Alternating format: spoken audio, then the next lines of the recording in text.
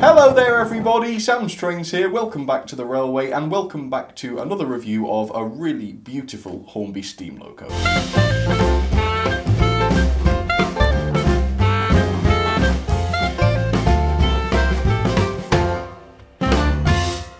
So, the loco I'm going to be looking at today is a bargain that I found quite recently, and it is this. It's the Hornby Grange class, and as you can tell this is the weathered edition. I actually bought this from Hatton's, but for a change I used the Hatton's second-hand service, or pre-owned service as they call it, where you can basically get some pretty good bargains. In fact, I bought this for £85, which is around half the price of the RRP.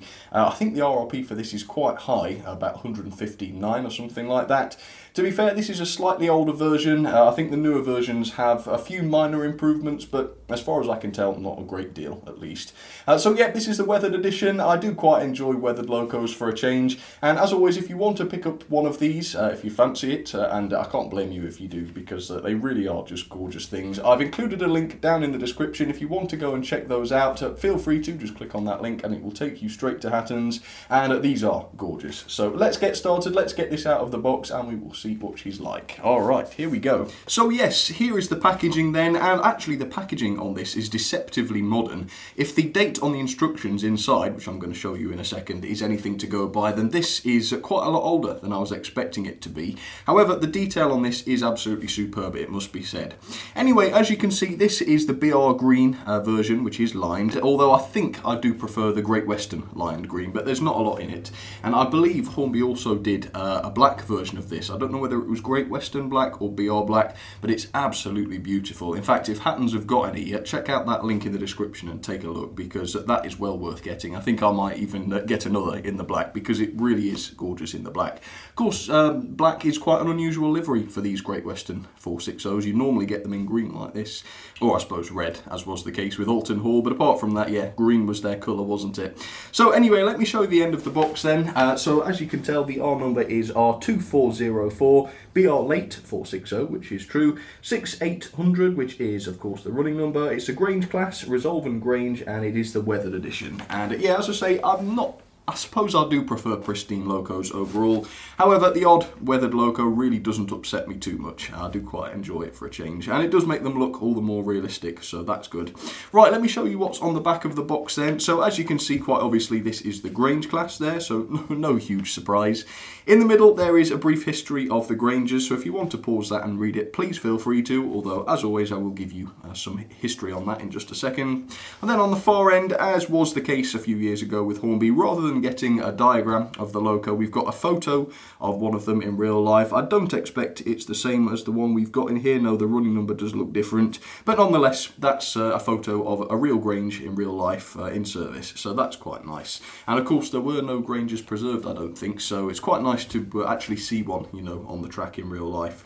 Right, let's start getting this thing out then. I think I've talked about it long enough. And yes, as you can see, once I've got the outer sleeve off, you can see that this isn't the most up-to-date Hornby packaging. But, you know, it's not a big deal really, is it? So I'm going to get this out. And when I first got this out to service it, I realised that it was quite difficult to get this out of the box. So I'm going to open it up at both ends and sort of push it through. That's the easiest way. So yeah, we've got the little card here. Normally it would have a photo or a drawing or a diagram at least, but no, this one's blank, which is fine. It just protects the loco a little bit. And then in the front here we do have the instruction manual, and this is what I mean. Look, it says 0705, which I think means that this was made in the summer of 2005. I wasn't expecting it to be as old as that, and actually if that is true, then the detail on this is exquisite for the time, and yeah, it still holds up to modern standards easily. Anyway, let's just have a quick look inside here, and yes, as you can see, this is a slightly older design, so you've got a bit about lubrication, a bit about removing the body, and then here you can see a diagram of how everything's arranged inside, and yes, the DCC socket is inside the loco. I believe on later versions, like the ones that you've got a link to on Hatton's, will have the decoder socket in the tender, as is the standard nowadays. But no, originally that wasn't the case, but that's fair enough, I suppose. And this shows its age a little bit, because you don't normally get these with Hornby locos these days. You've got one of those giant insulating sleeves for fitting a DCC decoder into. So yeah, that's fair enough. I think there is, oh yeah, there is a detail pack. If I just take this thing off, well, I say a detail pack, there's not really very much in there. It really is just an M pocket and an M coupling in there, so I suppose you could fit that to the front if you want to, but I think we'll get her pulling loco first today, so I won't bother with that. So yeah, this is the very complex Hornby packaging from the era. I've always remarked that you need an engineering degree to get this thing apart, but I've already started, I've already got this end piece off, so let's get the rest off. We take that bit off. Oops, it's starting to come apart already. I'm going to lie this down then.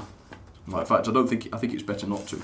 Right, I'm making a pig's ear of this. So then the front piece comes off, and then you're free to lift the top of the packaging off. And yes, as I alluded to earlier, the loco and tender are disconnected with this, which is not the case, I believe, on the later version. So here is the tender, first of all, and as always, you can just tell straight away what an effect that weathering has had. It's just so realistic looking, isn't it? So yeah, it's a Great Western tender in a BR livery. There's not an awful lot to say about it, and I bet you I've reviewed this before on another loco, but nice to see it again. It is a very attractive tender, so there we go. And of course, this was second hand, and being that it was second hand, it is still in tip-top condition, which is great. Right, let's take a look at the all-important loco then, and I will move the packaging out of the way for this bit. So, there she is. Absolutely beautiful, and it's the same story really with the weathering. It just makes her look so much more realistic, and she is clearly a very beautiful model. So let me hold the loco and tender together. It is worth mentioning that the weight of these is noticeably quite disappointing, I would say. It's borderline disappointing. They are very, very light. The loco specifically. The tender's not too bad. It could do with a bit more weight, but it's the loco that struggles slightly on the weight. So yeah, that's a little bit of a shame, but to be honest with you, I can't really think of much else wrong with this apart from the weight. And I seem to remember there's a fair bit of space inside the loco body, which is sort of unoccupied. So I suppose if you really, really wanted to add some more weight, you could. But no, there it is. Resolve and Grange, absolutely beautiful. Let's get this up onto the white background then, and I will show you her detail up close. But first, here's a little bit of history as promised on the Granges. So, the Grange class was one of the later 460s of the Great Western Railway, and it was introduced for mixed traffic in 1936, and 80 of the class were built in total over quite a short 3-year period. Although the class was new, some parts from older classes, the withdrawn 4300 class for example, were used to construct them. Effectively, the Granges were a smaller version of the extremely successful and very well-known Hull class, which made them more suitable for restricted routes, of course, being slightly lighter and slightly smaller. They therefore utilised the same design of the Hull, which was considerably old at the time. Nevertheless, they proved to be reliable and effective for most duties asked of them. Sadly, all of the Granges were withdrawn and scrapped during the early 1960s, although a brand new Grange locomotive is currently being built, so if they ever get that finished, that will be absolutely fantastic to see that run for the first time. So there she is then, up against the white background, number 6869 Resolve and Grange, looking absolutely gorgeous. Now I must apologise, a few minutes ago I said that 6800 was the running number of this loco. Of course it's not, that's the name of the class, and as you can see there on the side of the cab, the running number is definitely 6869. Right, so let's talk about the paintwork and the finish. We'll first of all talk about the weathering. Now in most places the weathering is really, really effective. On the wheel set, for example, it just looks superb. I mean, how realistic do those wheels look, just with that little bit of muck on them? Absolutely astonishing. And also the nameplate to Resolve and Grange there as well looks very, very realistically weathered. I do like that a lot. However, in a couple of places the weathering is a little bit patchy. The back end of the smoke box, front end of the boiler, I don't know if that will come out on camera, but it certainly catches my eye as being a little bit patchy there. Of course, it could be intentional. I'm not too sure how the weathering would become patchy like that in real life, but it is possible, at least, that Hornby meant it to look like that. But it's certainly not a big deal. It doesn't catch your eye, for example, while she's running. It's only really while we're looking at it up close like this. The paintwork, though, is really, really nicely done. If this was done in 2005, I'm extremely impressed. It's certainly better than the stuff Bachmann were producing at that time. So looking at the boiler, as you can see, the banding is done perfectly. I can't see any joins in the paintwork, not really. And yeah, the finish on that is really, really fantastic. And again, the weathering just helps to bring out that paintwork quite beautifully. And the splashes, or wheel arches, whatever you want to call them, have also been nicely picked out with the sort of gold/yellow and red paint on there, which again is just really, really attractive and something that I've always liked about the ex-Great Western locos. Absolutely gorgeous. I've already touched on the side of the cab very slightly, but as you can see, the running number is outlined with this beautiful orange and black lining once again, and you've got a little splash of gold as well on the side of the cab, just next to the cab entrance, and also around the glazed window there, which is glazed, and if I show you the front-facing windows as well, they are also glazed, which is very, very nice to see. There's also a lot of riveting going on around the cab, as you can tell, especially on the roof just there. An awful lot of riveting going on up there, which always adds a nice touch of realism. Right, so let's take a look at some of the separately fitted work going on then. So first of all, the chimney does look as though it's separately fitted, though touching it like this I can tell that it is just painted plastic. However, that's not a huge complaint because it is reasonably convincing, I would say. Also, the safety valve bonnet just there, I think it's a bonnet, isn't it, is astonishingly realistic. If you look down into there, you can see a lot of fidelity in the moulding there. So yeah, that's quite nice. The whistles, as you can see in front of their little cover there, do appear to be made of plastic, but just like the chimney, they're not that unconvincing to say they are made of plastic, so I think we might let them off with that. As you can see, I am looking at her from the other side today. I normally have them facing the other way, no particular reason. But today I thought I would show you this side because it is her best side. There's a lot of pipe work going on, as you can see. The reversing rod is on this side too, which is made of metal, although you can't really tell that for sure because it is so nicely weathered. But I'm pretty sure it is made of metal, just touching it. And yes, as you can see back there, there is an awful lot of pipe work going on there, which goes along the length of the model just behind the handrail there. And also beneath the running board, there's also a very finely separately fitted pipe there or something. It might even be a handrail again, I'm not too sure. I think it's probably a pipe. So that is quite effective. The smoke box door is very realistic as well. You've got the running number once again printed onto there, as well as the shed code, I suppose.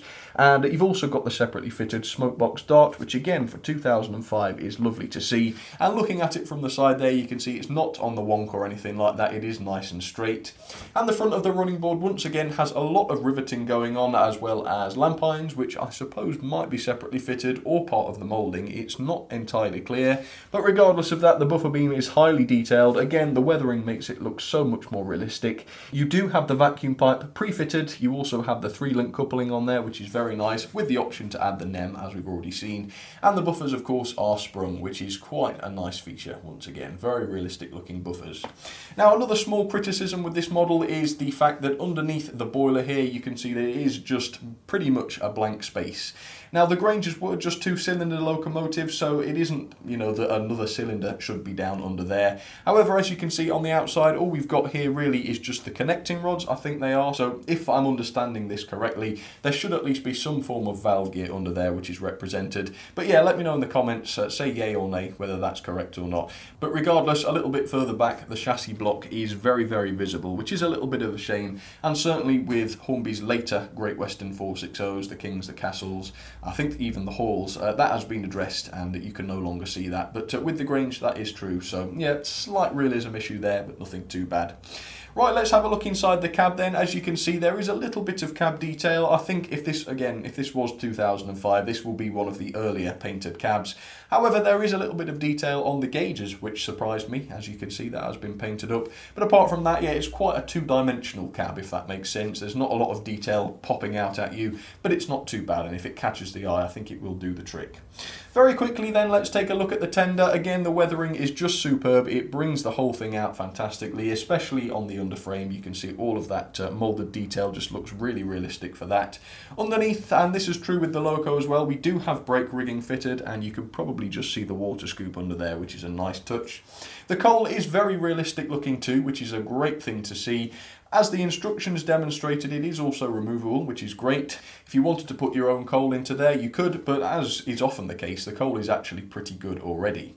The front of the tender also has separately fitted metal buffers, which is great to see. You can't even see them really while the loco is running, but just knowing that they're there is fantastic. And around the back, you've got more detail, you've got more sprung buffers, plenty of handrails separately fitted onto there, and again, the pre-fitted NEM coupling there, which is pretty essential, obviously, if you want to haul anything with this. So there we go, that is a nice long look at this beautiful loco. Let me know in the poll, do you like the weathering or would you rather it be pristine? I think all of the latest ones are pristine, but yeah, for a change, I don't mind seeing a little bit of weathering.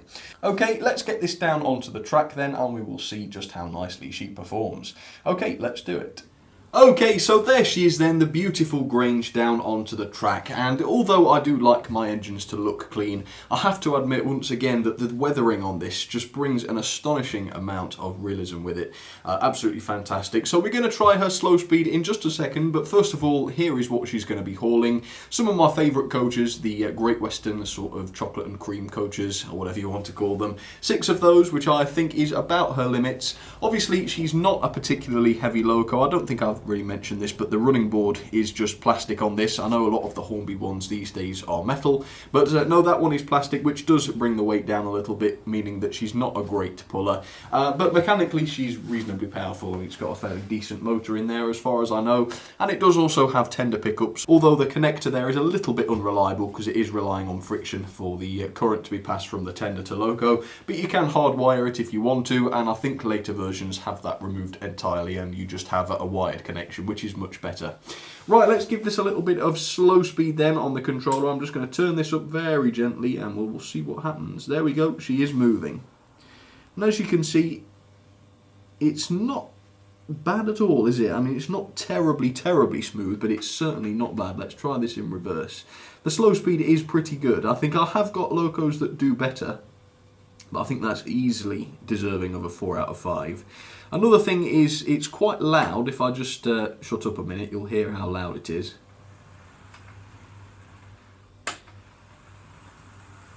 Now again, I don't know if that loudness comes from the fact that mine is 10 years old. Perhaps brand new ones might be a little bit quieter. If you've got a much newer one than this, let me know. Is it any quieter or is it about the same? But apart from that, yeah, it runs very nicely, and I do like the valve movement on this as always. Really nice and smooth. Right, so let's test her pulling abilities then. Let's couple up to the coaches and see how she does. There we go, nice and gently does it.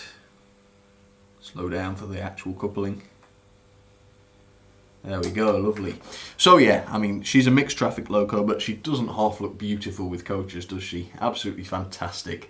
Right, let's see how she looks running with them then. Let's see if she can move them. And I did test this earlier, so I know that she sort of can, although, as I say, she does slow down a little bit on Gordon's Hill. But she can just about get away with it. So 6 coaches, that's not too bad. Of course, in real life, they'd handle an awful lot more.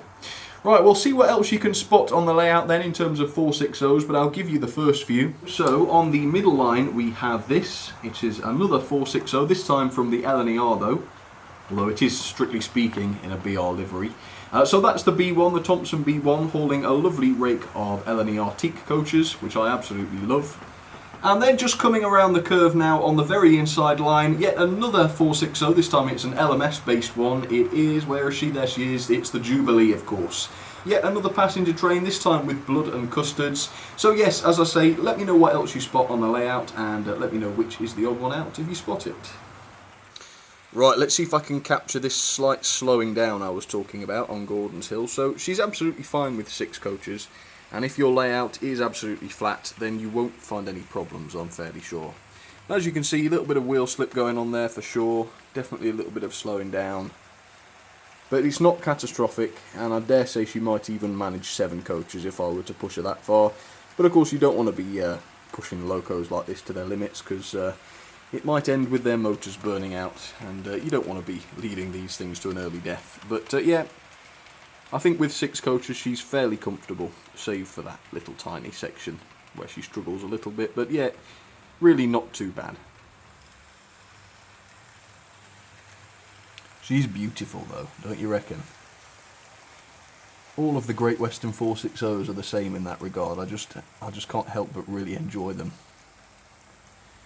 And to be honest, all of the Great Western locos have that really distinctive style, don't they? And you can sort of tell that they're all related to each other, which I love.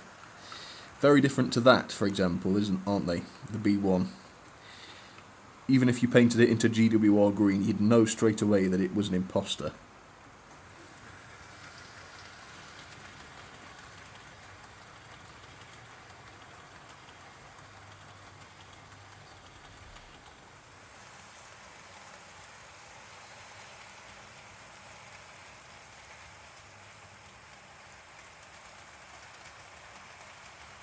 Okay, so here are my ratings then for the lovely Hornby Grange class. So first of all, detail 4 out of 5. I thought the detail was actually really good.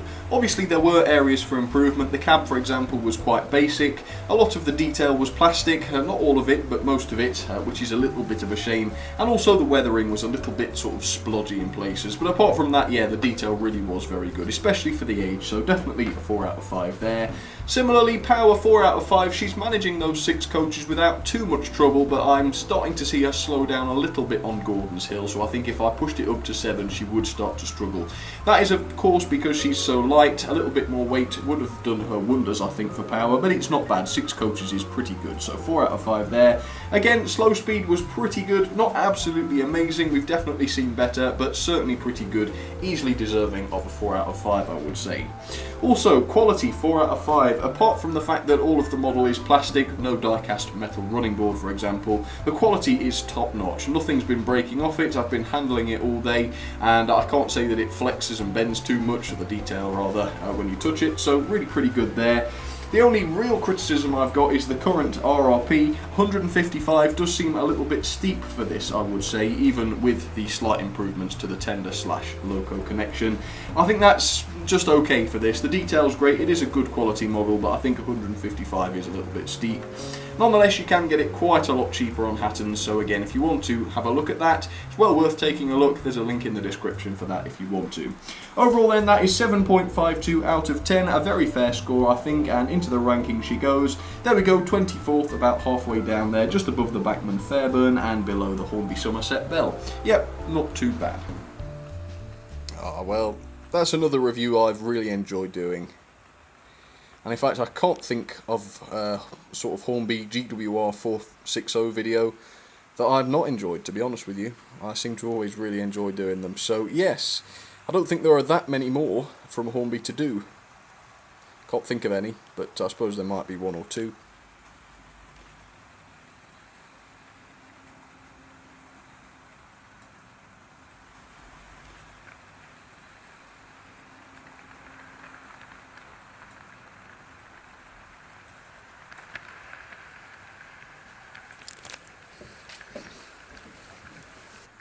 Anyway, I think that's about it, so don't forget to let me know what you think about this in the comments. Overall, it's a thumbs up from me. It's not a perfect model, but it's not all that far off, is it? So yeah. Anyway, thanks for watching, folks. I do hope you enjoyed that, and if you did, don't forget to leave the video a like or even a comment, because it does really help me out. But for now, folks, it's been lovely to have your company, and I will see you all very soon on Saturday, I think, with quite an interesting running session. Well, I hope you'll think so anyway. Anyway, folks, thanks for watching once again, and I will see you very, very soon. Cheers, everybody.